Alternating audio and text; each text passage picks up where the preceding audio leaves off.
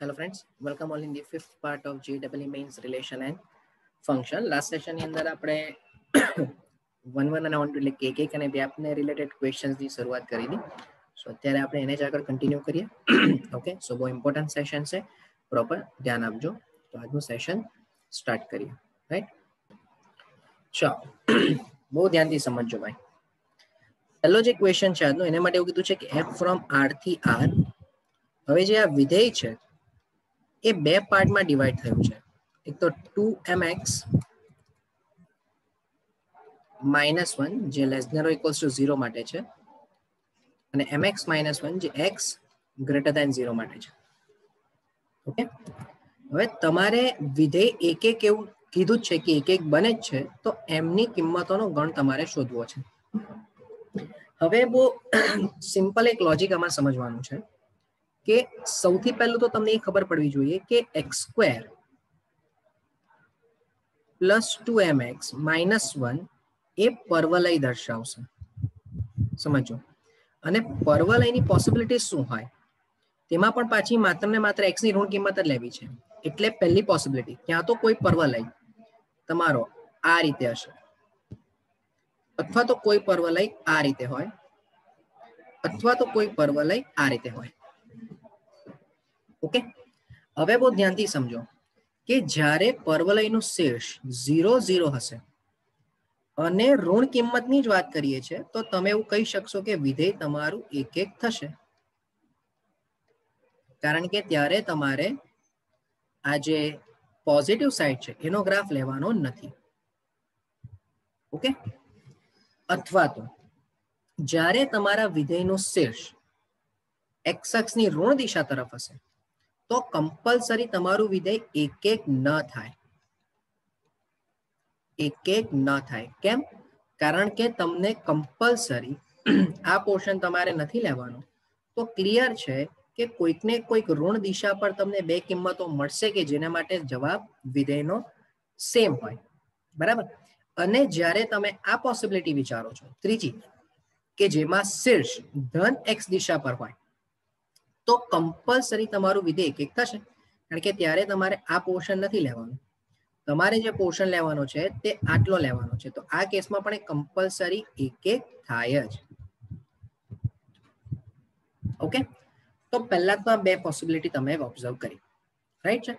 તો એનો મિનિંગ શું થયો કે જો તમને આપેલ વિધેયમાં પહેલી શરત, સમજો, પહેલી શરતનું જો મારે પાલન કરવું હોય, તો મને જે પરવલયનું શીર્ષ મળશે, ધ્યાનથી સમજો, મને જે પરવલયનું શીર્ષ મળશે, તો એ શીર્ષ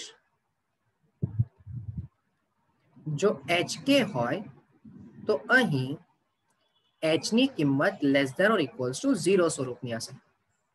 બરાબર?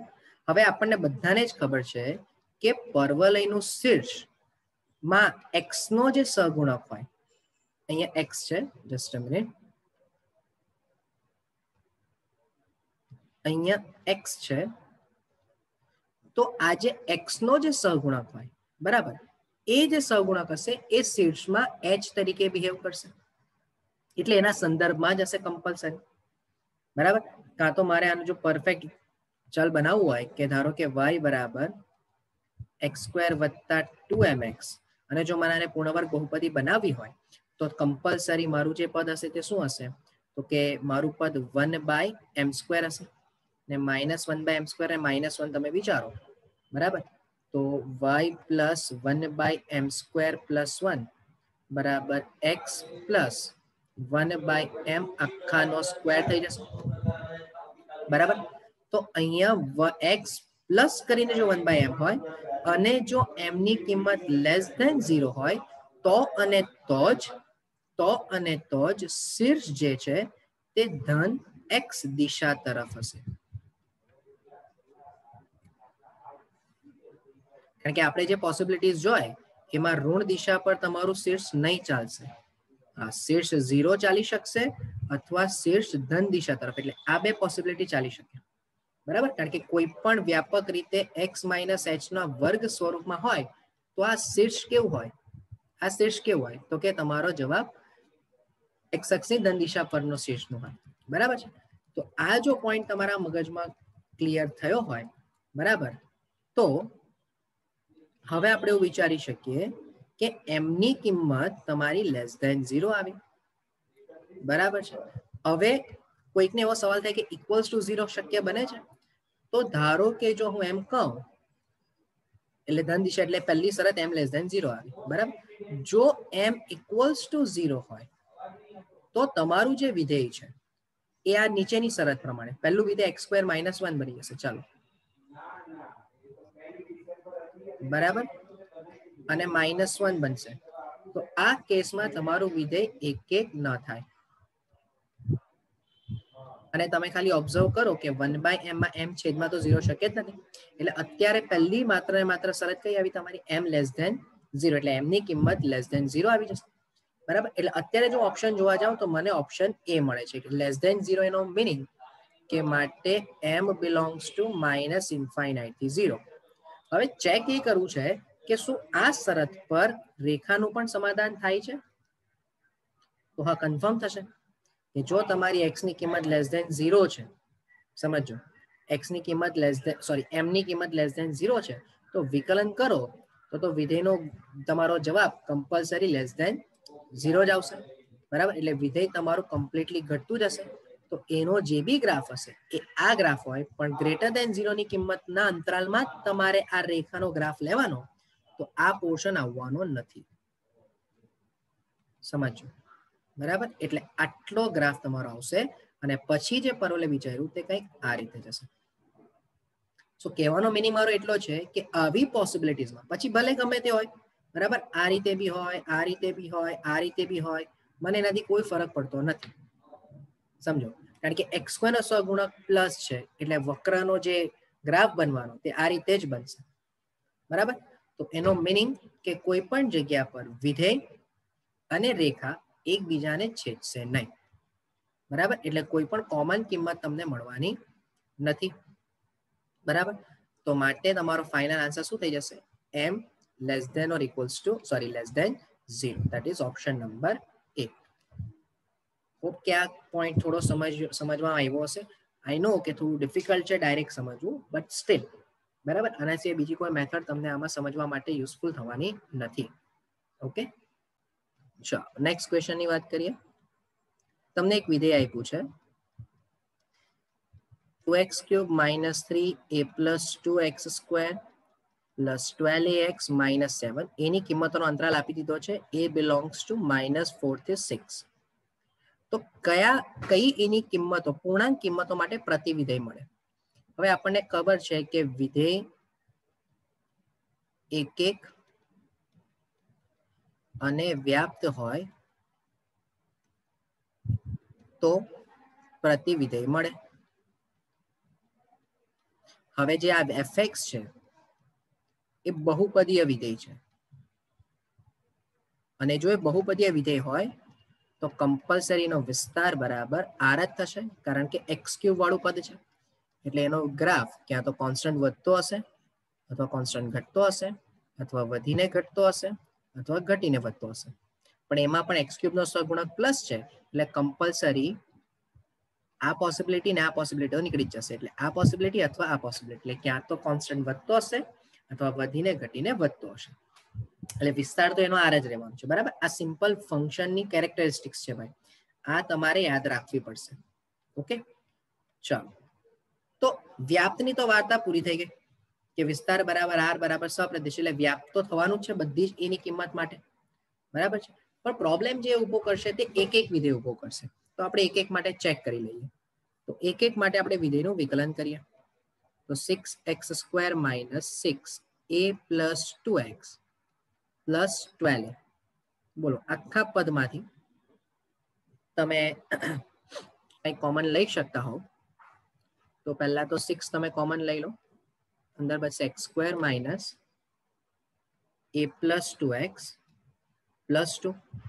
ચલો ફેક્ટરાઇઝેશન કરવું હોય આપણે તો x - ax - 2x + 2. તો પહેલા ને ત્રીજા પદમાંથી x કોમન, x - 2, અને અહીંયા a છે સોરી રાઈટ તો અહીંયા a લખવાનું રહી ગયું સો અહીંયા 2a અહીંયા 2a તો અહીંયા તમારું a બચશે ઓકે અહીંયા 2 જ બરાબર છે અને બાકીના બે પદમાંથી ધારો કે તમે માઇનસ a કોમન લઈ લો તો પણ x minus 2 સો ફાઇનલ આન્સર તમારો x equals to x minus 2 અને x minus a બનશે f dash x બરાબર હવે તમે ધ્યાનથી ઓબ્ઝર્વ કરો કે જો મને વિધેય fx એક એક જોતું હોય જસ્ટ અ મિનિટ સો અત્યારે જો હું એક એક વિચારતો હોઉં બરાબર તો એક એક માટે f dash x નો આન્સર ક્યાં તો greater than or equals to 0 જોઈએ અથવા f dash x નો answer less than or equals to 0 થવું જોઈએ બરાબર તો જો અહીંયા x minus 2 હોય જો અહીંયા હું x ની a ની કિંમત 2 જ લઉં બરાબર તો ઇમ્પ્લાઇઝ a equals to 2 માટે f dash x જે થશે 6 into x minus 2 into x minus 2 6 into x minus 2 whole square જે always કેવું થશે greater than or equals to 0 થશે જે હંમેશા કેવું વિધેય બનશે ભાઈ વધતું વિધેય બને બરાબર કોઈ કહેશે કે સર x બરાબર 2 આગળ તો વિધેયનો જવાબ 0 મળે છે વિકલનનો પણ ભાઈ એને માટે થોડો આગળનો કન્સેપ્ટ તમે એનું ડબલ ડેરિવેટિવ પણ કરશો ને તો ડબલ ડેરિવેટિવ પણ 2 આગળ 0 જ થાય છે સમજો ડબલ ડેરિવેટિવ પણ x બરાબર 2 આગળ 0 જ થાય છે તો એનો મીનિંગ તમારે એવો સમજવો પડે કે x બરાબર 2 ને તમે નતિ બિંદુ કહેશો શું નતિ બિંદુ કેમ તો કે એની આગળ તમારું ડેરિવેટિવ પણ 0 હતું અને ડબલ ડેરિવેટિવ પણ 0 હતું એટલે એ પોઈન્ટ પર વિધેય પોતાનું દિશા બદલશે નહીં વિધેય દિશા ન બદલે એટલે ભલે તમારા વિકલન બરાબર 0 થાય છે પણ જો ડબલ ડેરિવેટિવ પણ એ પોઈન્ટ પર 0 થાય છે ધેટ મીન્સ કે એ જે તમારું વિધેય છે એ x બરાબર 2 આગળ કોઈ પણ પ્રકારનું બિહેવિયર ચેન્જ કરવાનું નથી બરાબર તો બે ની ડાબી બાજુથી તમે બે તરફ જાઓ કે જમણી બાજુથી બે તરફ જાઓ ઓલવેઝ તમને કેવો જવાબ મળશે ધન જ જવાબ મળશે એટલે વિધેય કોન્સ્ટન્ટ વધે અને વિધેય વધે તો માટે કહેવાય કે વિધેય એક એક થાય તો બરાબર તો એનો મીનિંગ કે એક એક થવા માટે તમારી પાસે x ની a ની કેટલી કિંમત આવશે એક જ કિંમત કઈ તો કે 2 માત્ર એક જ કિંમત શક્ય છે બીકોઝ એ સિવાયની કિંમત તમે મૂકવા જશો તો તમને બે એવા પોઈન્ટ મળશે કે જેના પર વિકલન 0 બને છે અને જો બે વખત વિકલન 0 બને તો બે વખત એક વખત વધીને ઘટીને વધે અથવા પણ વધીને ઘટીને જ વધશે કારણ કે આપણે પહેલા જ ચર્ચા કરી કે x³ નો સગુણક તો પ્લસ છે તો ભાઈ આને છે ને સમજવા માટે તમારી પાસે ઘણા બધા કન્સેપ્ટ ક્લિયર હોવા જોઈએ અત્યારે કદાચ આ વાર્તા પરથી ઘણા બધાને એવું લાગ્યું હશે કે સર આમાં તો ઘણું બધું એવું છે કે જેમાં તમે ચેપ્ટરમાં ભણી જ નથી બરાબર પણ એક વસ્તુ કહી દઉં કે જ્યારે વિધેય આવે ને ભાઈ વિધેય એટલે સામૂહિક રીતે બધું જ લઈને આવે વિકલિતના ઉપયોગો એટલે કે ચેપ્ટર નંબર 6 પણ લઈને આવે વિકલન એટલે કે ચેપ્ટર નંબર 5 પણ લઈને આવે અને વિધેયની બધા જ પ્રકારની લાક્ષણિકતાઓ લઈને આવે તમને એટલું ખબર હોવી જોઈએ કે આ વિધેય જે છે એ બહુપદીય કહેવાય x³ નો સહગુણક 2 છે એટલે એના બે જ પ્રકારની પોસિબિલિટી હશે ક્યાં તો આમ પોસિબિલિટી હશે એટલે ટૂંકમાં કહેવાનો મીનિંગ કે કોન્સ્ટન્ટ વધ્યા કરશે અથવા તો વધીને ઘટીને વધતો હશે બીજું x³ નો સહગુણક પ્લસ એટલે આ બે પોસિબિલિટીઝ આપી ત્રીજું f' માત્ર ને માત્ર એક જ પોઈન્ટ પર 0 મળે છે પણ એ પોઈન્ટ પર ડબલ ડેરિવેટિવ પણ 0 મળે છે એટલે એનો મીનિંગ કે x બરાબર 2 પર સોરી x બરાબર 2 આગળ એના બિહેવિયરમાં કોઈ પણ પ્રકારનો ચેન્જ આવવાનો નથી જેમ કે તમે fx બરાબર x³ વિચારો ચાલો ધારો કે કોઈ કહે કે સર f' બરાબર 3x² તો જો તું કે x બરાબર 0 આગળ f' 0 થાય છે પણ હું તને એવું એમાં કહીશ કે તું ભાઈ તો ડબલ ડેરિવેટિવ કરની તો સર 6x તો ભાઈ x બરાબર 0 આગળ તું જરા ધ્યાનથી ઓબ્ઝર્વ કરે ને તો ડબલ ડેશ પણ 0 થશે અને એટલા માટે તું x³ નો ગ્રાફ આવો બોલે છે ભલે તને x બરાબર 0 આગળ વિકલન 0 મળે છે પણ આ ક્યુબિક ઇક્વેશન છે અને x બરાબર 0 એ કયું બિંદુ થયું કહેવાય? નતિ બિંદુ થયું કહેવાય. એટલે તમારો x³ નો ગ્રાફ કોન્સ્ટન્ટ વધતું વિધેય કહેવાય. અને જ્યારે વિધેય વધે છે ધેટ મીન્સ કે બિંગો તમારું વિધેય 1 થઈ જશે.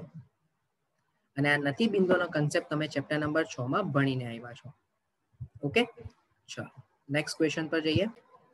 ચલો નેક્સ્ટ ક્વેશ્ચન ની અંદર છે વિધેય ડિફાઇન થાય છે r થી s પર ને fx બરાબર sin x minus √3 cos x plus 1 વ્યાપ્ત વિધેય હોય તો s મળવો. ચલો તો હવે આપણને બધાને જ ખબર છે કે વ્યાપ્ત વિધેય માટે વિસ્તાર બરાબર સહપ્રદેશ બરાબર s થાય. તો હવે અહીંયા તમારો સીધો ડિપેન્ડન્સી વિધેયના વિસ્તાર પર રહ્યું છે. હવે આપણને બધાને જ ખબર છે, હું એક નોંધ લખાવી દઉં તમને કે a cos x plus b sin x સામે ઓલરેડી લખાવી છે પ્લસ c નો વિસ્તાર. બહુ ધ્યાનથી સમજો હા, નોંધ ડાયરેક્ટ યાદ રાખવાની. Minus route a square plus b square plus c થી plus route a square plus b square plus c થાય. તો અહીંયા a બરાબર -√3 બરાબર. તો ઉપરોક્ત નિયમ પરથી a બરાબર -√3, b બરાબર 1 અને c બરાબર 1 છે. તો માટે fx નો વિસ્તાર બરાબર માઇનસ રૂટમાં 3 નો અવરું 3 નો વર્ગ 3 વત્તા 1 વત્તા 1 અને 3 વત્તા 1 વત્તા 1 ધેટ મીન્સ કે √4 એટલે -2 પ્લસ 1 અને અહીંયા 2 પ્લસ 1. તો માટે વિસ્તાર બરાબર સહપ્રદેશ બરાબર -1 અને 3 ની વચ્ચે હશે. તો જો વ્યાપ્ત વિધેય જોતું હોય તો your answer will be A. Okay, so hope કે આ ત્રણેય ક્વેશ્ચન્સ તમારા ક્લિયર થયા હોય. હું એવું ઇન્સિસ્ટ કરું ભાઈ દરેકને કે એક વખત ફરીથી આખો વિડીયો રિવાઇઝ કરજો, બીકોઝ મોસ્ટ ઇમ્પોર્ટન્ટ પાર્ટનું આપણે ડિસ્કશન અત્યારે કર્યું છે. તમને કંઈ પણ નાનામાં નાની ક્વેરી લાગે છે, કોઈ પણ પોઈન્ટ પર તમને એવું લાગે કે હવે આ કન્સેપ્ટમાં અમને કંઈક ડાઉટ છે, તો તમને હું ઓલવેઝ કહું છું you can contact me through this number. ઈધર વોટ્સઅપ કરો or you can call me also. Okay, ચલો સો આજના સેશન પૂરતું આટલું આપણે રાખીએ. ફર્ધર આપણે નેક્સ્ટ સેશનમાં કન્ટિન્યુ કરીશું. Thank you from my